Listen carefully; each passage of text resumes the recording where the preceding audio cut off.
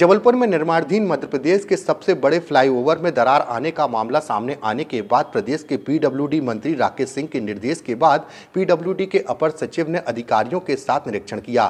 Flyover की rotary के समीप ऊपरी परत में क्रैक आने का मामला सामने आया है, जिसके बाद 800 करोड़ रुपए की लागत से मदन महल से दमोह नाका तक बन रहे प्रदेश के सबसे लंबे फ्लाईओवर की गुणवत्ता पर सवाल खड़े हो गए हैं। महानदा से LIC वाले हिस्से में बनी रोटरी के पास चंद महीनों में दरारें पड़ गई हैं। हाल में ही इसकी कुछ तस्वीरें सामने आई थी, जिसके बाद लोक निर्माण मंत्री राकेश सिंह के निर्देश पर उच्च स्तरीय जांच दल का गठन किया गया और फ्लाईओवर में आई दरारों का निरीक्षण करने भोपाल से उच्च स्तरीय जांच दल जबलपुर पहुंचा है। करीब 1 घंटे तक मौके में जांच के बाद दल में शामिल अधिकारियों ने टेक्निकल स्टाफ से चर्चा की और एलिवेटेड कॉरिडोर के पेवमेंट में आई दरारों की वजह का पता लगाने के निर्देश दिए। अधिकारियों का कहना है कि जल्द ही रिपोर्ट तैयार कर सरकार के समक्ष पेश की जाएगी। अपर मुख्य सचिव नीरज मंडलोई ने कहा कि मदन महल से दमोह नाका तक कंप्लीट फ्लाईओवर का निर्माण फरवरी तक पूरा कर लिया जाएगा और उसी माह उसका उद्घाटन भी किया जा सकता है। हालांकि दमोह नाका से फ्लाईओवर के एक्सटेंशन के कार्य में समय लगेगा। जबलपुर शहर का एक बहुत ही महत्वाकांक्षी लोक निर्माण विभाग की ये परियोजना है और इस तरह का एलिवेटेड कॉरिडोर, एलिवेटेड ब्रिज जो शहर की ट्रैफिक समस्या को ध्यान में रखते हुए बनाया गया था और भारत सरकार द्वारा केंद्रीय सड़क निधि से स्वीकृत किया है। ये अपने आप में मध्य प्रदेश का एक बहुत ही यूनिक और बड़ा प्रोजेक्ट है और पीडब्ल्यूडी के लिए बहुत इसमें सीखने को भी मिला है और बहुत सारी नई तकनीकों का यूज़ किया है। मुझे खुशी है कि ये ब्रिज आज इतने वर्षों बाद अपनी पूर्णता पर आ रहा है और शीघ्र ही इसका लोकार्पण होगा।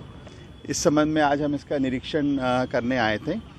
तो मुख्य रूप से बाकी काम तो बहुत तेज़ गति से चल रहा है और जो इसका पार्ट 2 सैंक्शन हुआ था दमोह नाका वाला और आधार ताल वाला, वो भी बहुत शीघ्र पूरा होगा। जहाँ तक इस रोटरी के फोटोग्राफ्स की बात है, वो एक तकनीकी मामला है। स्ट्रक्चरल यानी कि ब्रिज की सुरक्षा, ब्रिज की मजबूती, ब्रिज की डिज़ाइन के संबंध में कोई प्रश्न चिन्ह नहीं है, लेकिन जो आम तौर पे आंख से देखने में लगता है कि इतना महत्वाकांक्षी 600-700 करोड़ का प्रोजेक्ट है, तो उसका उतना ही सुंदर सौंदर्यीकरण, शहर की शान है ये, तो उतने अच्छे लुक, उतना इसका एक ब्यूटिफिकेशन भी होना चाहिए। चूँकि रोटरी एक ऐसी चीज़ है कि बाहर एक बीम लगी है, अंदर एक बीम लगी है, बीम सर्दी गर्मी में एक्सपैंड होती है।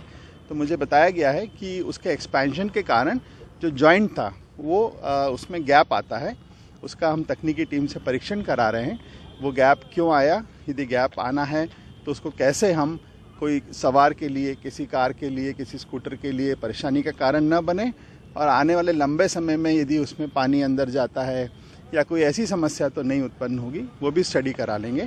परंतु ये मैं बताना चाह रहा हूँ कि कोई स्ट्रक्चरल या डिज़ाइन का इशू नहीं है, परंतु जो रोटरी बनने के बाद विजुअल या राइडिंग क्वालिटी या सरफेस, जैसा कहा गया कि थोड़ा सा क्रैक हमें नज़र आ रहा है, आपने भी देखा होगा, उसमें हम सीलेंट लगाकर या ऊपर उसको कैसे कोट लगाकर, थर्मोप्लास्टिक पेंट लगाकर और बेहतर बना सकें, ताकि शहर का एक मजबूत ब्रिज न सिर्फ मजबूत रहे बल्कि सुंदर भी रहे। सर, कितने सेंटीमीटर तक ये होना चाहिए क्रैक्स जो बन रहे हैं? तो बढ़ेगा, कम होगा या क्या रहेगा? इसका कुछ तो सोल्यूशन इसका निकलेगा सर? देखिए, हम लोग भी जितने एलिवेटेड कॉरिडोर्स पे जाते हैं, सब जगह आपने देखा होगा दो जो स्लैब रहते हैं, उन स्लैब के बीच में एक्सपेंशन जॉइंट छोड़ा जाता है। वो एक्सपेंशन जॉइंट 10 mm का भी हो सकता है, 20, 30 और 40 mm तक जाता है, यानी 2 इंच से लेकर 3-4 इंच तक होता है। रेल की पटरियाँ भी आपने देखी होंगी, तो 2 पटरी के बीच में गैप छोड़ते हैं, क्योंकि गर्मी और सर्दी के बीच में अपने यहाँ 30-40 डिग्री का फ़र्क हो जाता है। तो लोहा है वो तो फैलता है और छोटा होता है, तो वो गैप छोड़ना ज़रूरी होता है। उस गैप को नीचे तो मजबूती से स्टील सीमेंट ने बांधा हुआ है, परंतु ऊपर जो गैप दिखता है उसको हम डामर से या सीलेंट से बंद करते हैं। तो राइडिंग परेशानी तो नहीं जाएगी इस चीज़ से? अब हमारी तकनीकी टीम ये सुनिश्चित करेगी कि राइडिंग परेशानी नहीं जाएगी। हमारे इंजीनियर्स इस काम में हैं, यहाँ पे एजेंसी के भी लोग हैं, कंसल्टेंट्स हैं, और हम इसको और सुंदर और बेहतर बना देंगे। और इसमें ये क्रैक जो आया है उसको कैसे हम करेक्ट करके कैसे उस क्रैक को स्थायी रूप से बेहतर बनाएं। जहाँ तक इस रोड पे जो छोटे छोटे एग्रीगेट यानी कि पत्थर दिख रहे हैं, ये जो लोग बाहर भी गए हैं, बड़ी रोड्स पे गए हैं, वो देखते हैं कि जहाँ टर्न होता है, तो टर्न होने में गाड़ी स्किड होती है कई बार, तो बहुत चिकना सरफेस नहीं बन सकता।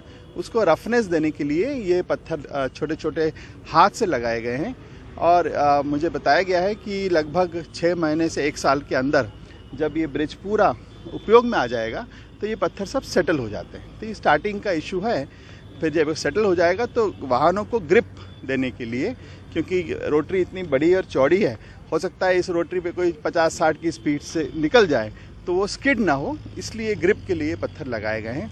परंतु फिर भी यदि कोई पत्थर असुविधा का कारण बन रहा है, यदि कोई ऊंचा नीचा है तो उसको भी ठीक करा लिया जाएगा। क्या सर, कब तक इसको स्टार्ट कर दिया जाएगा?